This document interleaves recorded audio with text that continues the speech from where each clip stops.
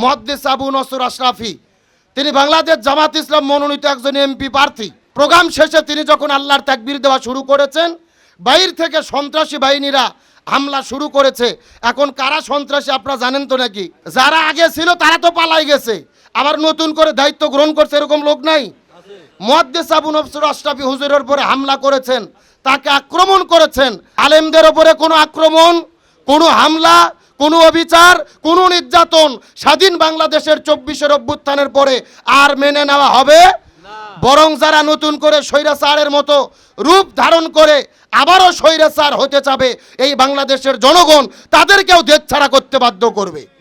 আমরা দেশ স্বাধীন করেছি, নতুন কোন স্বৈরাচার আর এই জমিনে দেখতে চাই। আপনি শুধু বলবেন আল কোরআনের আইন চাই, সৎ লোকের শাসন চাই, জমিন যার আইন চলবে তার, আপনার ভাই আপনার শত্রু হবে, আপনার বাবা আপনার শত্রু হবে, আপনার বোন আপনার শত্রু হবে। শত্রু হতে বাধ্য, ইসলামের ইতিহাস এটাই বলে। গতকালকে আমরা দেখেছি বাংলাদেশের একজন বিশিষ্ট মুফাসসির, বিশিষ্ট আলেমে দ্বীন মুহাদ্দিস আবু নসর আশরাফি, তিনি বাংলাদেশ জামাত ইসলাম মনোনীত একজন এমপি প্রার্থী। এটা তার বড় পরিচয় নয়, তিনি একজন বিশিষ্ট মুফাসসির। তিনি কিছু মানুষদেরকে নিয়ে বক্তব্য দিচ্ছেন। আজকে আমরা যেভাবে এখানে প্রোগ্রাম করছি, প্রোগ্রাম শেষে তিনি যখন আল্লাহর তাকবীর দেওয়া শুরু করেছেন, বাইরে থেকে সন্ত্রাসী বাহিনীরা হামলা শুরু করেছে। এখন কারা সন্ত্রাসী আপনারা জানেন তো নাকি? আমার কথা কি বোঝেন নাই? যারা আগে ছিল তারা তো পালাই গেছে, আবার নতুন করে দায়িত্ব গ্রহণ করছে, এরকম লোক নাই? মুহাদ্দিস আবু নসর আশরাফি হুজুরের উপরে হামলা করেছেন, তাকে আক্রমণ করেছেন। আমরা পরিষ্কার করে বলি, বাংলাদেশের একজন সুনামধন্য আলোচক, তাকে যারা আক্রমণ করেছে, তাকে যারা হামলা করেছে, এদের দৃষ্টান্তমূলক শাস্তি দিতে হবে। আর একটু জোরে বলেন। আলেমদের উপরে কোনো আক্রমণ, কোনো হামলা, কোনো অবিচার, কোনো নির্যাতন স্বাধীন বাংলাদেশের 24-এর অভ্যুত্থানের পরে আর মেনে নেওয়া হবে বরং যারা নতুন করে স্বৈরাচারের মতো রূপ ধারণ করে আবারও স্বৈরাচার হতে চাবে, এই বাংলাদেশের জনগণ তাদেরকেও দেশ ছাড়া করতে বাধ্য করবে। আমরা দেশ স্বাধীন করেছি, নতুন কোন স্বৈরাচার আর এই জমিনে দেখতে চাই। আমরা সকলে জানি, একজন মানুষ যখন বিদায় নিয়ে চলে যায়, কবরে মাইয়াতকে রাখার পরে কয়টি প্রশ্ন করা হয়? সবাই একটু জবাব দেবেন। প্রশ্ন কয়টি হয়? 3টি প্রশ্ন। রসুল বলেছেন, এই 3টে প্রশ্নের উত্তর যারা দিতে পারবে, আল্লাহ তাআলা তাদের কবরটাকে জান্নাতের টুকরা বানিয়ে দেবেন। জান্নাত থেকে একটা রাস্তা কবরের মধ্যে প্রবাহিত করে দেবেন এবং ওই জান্নাতের আবহাওয়া কবরের মধ্যে প্রবাহিত হতে থাকবেন হাসর কায়েম হওয়া পর্যন্ত। পক্ষান্তরে যে ব্যক্তি 3টে প্রশ্নের জবাব দিতে পারবে না, সেই কবরে জাহান্নাম থেকে একটা দরজা কবরে প্রবাহিত করে দেওয়া হবে। জাহান্নামের আগুন ওই কবরে হাসর কায়েম হওয়ার আগ পর্যন্ত প্রবাহিত হতে থাকবেন। তার মানে বোঝা যাচ্ছে, একজন মানুষ মৃত্যুর পরে কবরে যাওয়ার পরে প্রথম স্টেশন এই কবরের 3টে প্রশ্নে যদি কেউ পাস করতে পারে, পুরো আখিরাতের প্রত্যেকটি জায়গায় সে পাস করবেন। আর কবরের এই প্রথম স্টেশনে যদি কেউ ফেল করে, সব জায়গায় সে ফেল করবেন। এখন আমার প্রশ্ন হলো, 3টি প্রশ্ন কবরের মধ্যে করা হবে। এই 3টি প্রশ্ন কি কি করা হবে আপনারা কি জানেন? কথা বলেন, জানেন? আমাদের সবারই জানা আছে। প্রথম নম্বর প্রশ্ন, মান রব্বুকা, তোমার রব কে? সবাই একটু আমার সঙ্গে উত্তর দেবেন, আমাদের রব কে? আরো জোরে বলেন। আমরা কি প্রথম নম্বর প্রশ্নের উত্তর জানি না? কিন্তু সমস্যাটা হলো, এই 3টে প্রশ্নের উত্তর জানা থাকার পরেও 95 থেকে 99% মানুষ কবরে যাওয়ার পরে এই 3টে প্রশ্নের উত্তর আমরা দিতে পারবো না। 90-95% মানুষ প্রশ্নের উত্তর আমরা জানি, কিন্তু উত্তর দিতে পারবো না।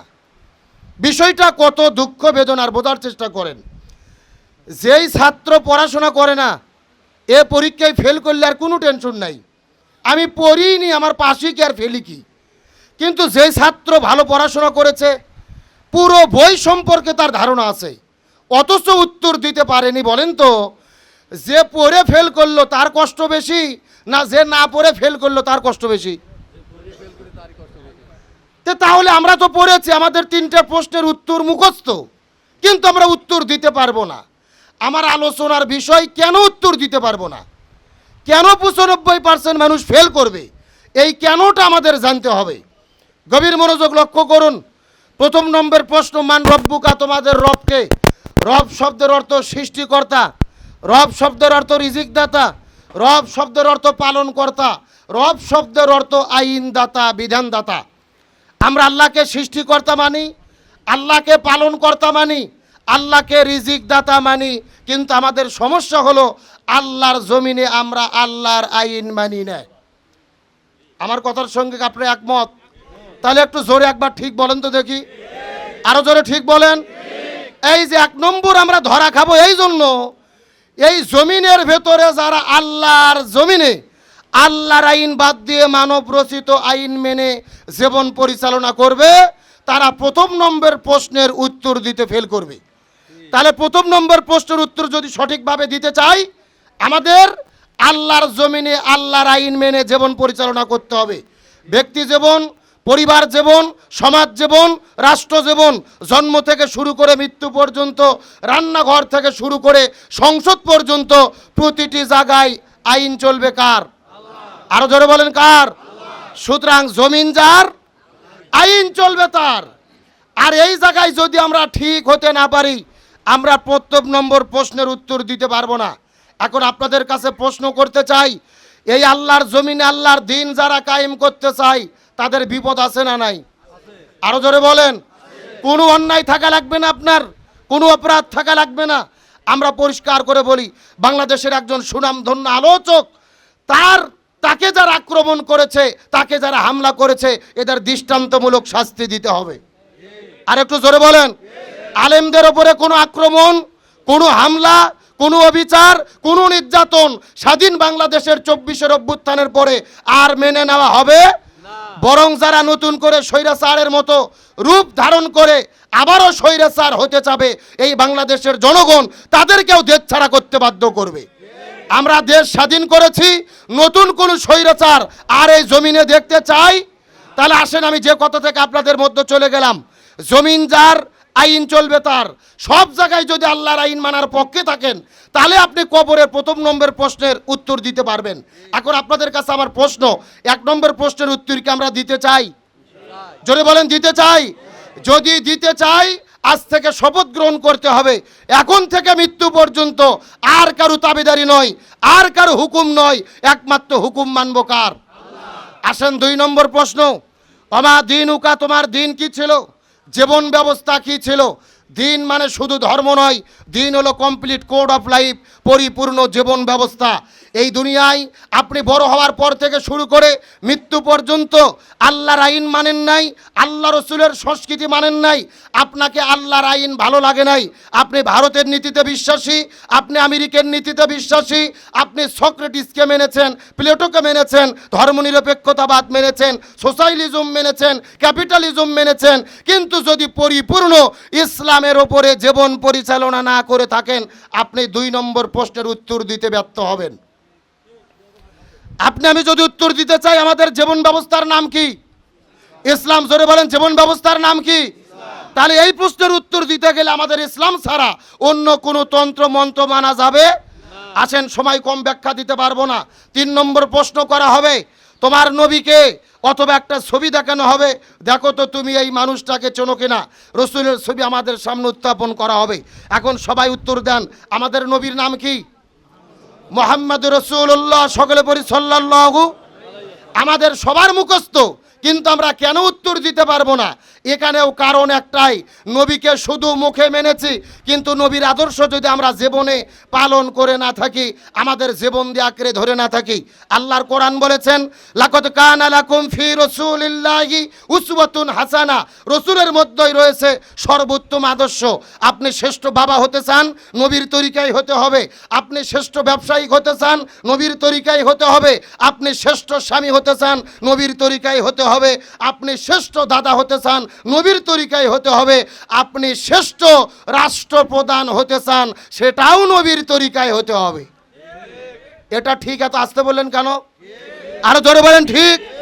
তবে আমাদের দুর্ভাগ্যজনক ব্যাপার হলো, আমরা নবীর তরিকায় বাবা হতে চাই, নবীর তরিকায় নানা হতে চাই, কিন্তু নবীর তরিকায় রাষ্ট্রপ্রধান হতে চাই না। আমাদের নবীজি মক্কা থেকে মদিনায় হিজরত করেছেন। মদিনা নামক একটা রাষ্ট্র গঠন করার পরে আমার নবী ছিল মদিনা নামক রাষ্ট্রের রাষ্ট্রপতি। আমাদের নবী কি ছিল?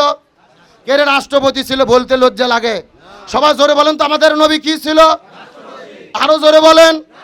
এখন বলেন, নবী যদি রাষ্ট্রপতি হয়ে থাকে, আমাদেরকেও রসুলের তরিকায় রাষ্ট্রপতি হওয়ার দরকার আছে না নাই? এই যে আমরা হুজুরেরা এই ওয়াজ করলেই বিপদ। এই ওয়াজ করলে কি মানে, আমাদের বাংলাদেশের মানুষের ধারণা হুজুরদের কাম শুধু মসজিদে নামাজ পড়াবে, মসজিদে কোরআন পড়াবে, মানুষ মরে গেলে এরকম জিয়ারত এসে দোয়া করে দেবে, বিয়ের দিনে বিয়ে পড়াবে, জানাজা, বাস। এর বাইরে কোনো দায়িত্ব নাই। ওখানে যারা আছে ওরা 2 নম্বরই করে খাচ্ছে, খাক, আর হুজুররা শুধু জিকির করুক। কথা কন না গা? ভালো করে বোঝার চেষ্টা করবেন। যদি আপনি 3 নম্বর প্রশ্নের উত্তর দিতে চান, জন্ম থেকে শুরু করে মৃত্যু পর্যন্ত এই দুনিয়ার ভেতরে অন্য কোনো নেতার পেছনে ঘোরা যাবে না। একমাত্র নেতা হিসেবে মানতে হবে কাকে? আল্লাহ। কেন? রসুলকে। জোরে বলেন, কাকে? এখন আপনাদের মনে প্রশ্ন জাগতে পারে, হুজুর রসুল তো 1450 বছর আগে বিদায় নিয়ে চলে গেছে, এখন রসুলের নেতৃত্ব কেমনে মানব? বাংলাদেশে লক্ষ্য করে দেখেন, নেতার অভাব নাই। কোন নেতার মাথায় রসুলের তরিকায় টুপি আছে? কোন নেতার মুখে রসুলের তরিকায় দাঁড়িয়ে আছে? কোন নেতার দলে আল্লাহ রসুলের দলের আদর্শ আছে? কোন নেতা রসুলের তরিকায় রাষ্ট্র পরিচালনা করার কথা বলে? সেই নেতাকেই আপনার নেতৃত্ব মানতে হবে।